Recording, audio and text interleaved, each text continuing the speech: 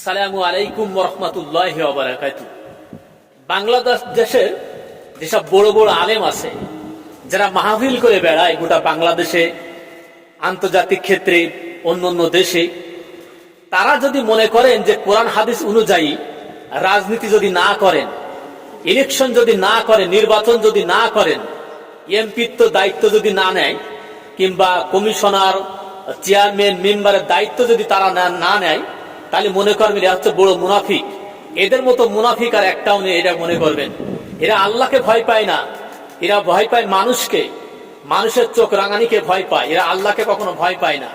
তা মনে রাখবেন, ওইসব আলেমের পিছনে যাবেন না যারা কোরআন হাদিসকে বাদ দিয়ে মানুষের তৈরি করা মতবাদ, আইনকে, রাজনীতিকে ভয় পায়, মানুষকে ভয় পায়, আল্লাহকে ভয় পায় না, জাহান্নামকে ভয় পায় না, নির্বাচন করতে চায় না, মেম্বার, চেয়ারম্যান, কমিশনার, এমপি, মন্ত্রী হতে চায় না। এরা মনে করেন মুনাফিক, টাটকা মুনাফিক, এটা মনে রাখবেন।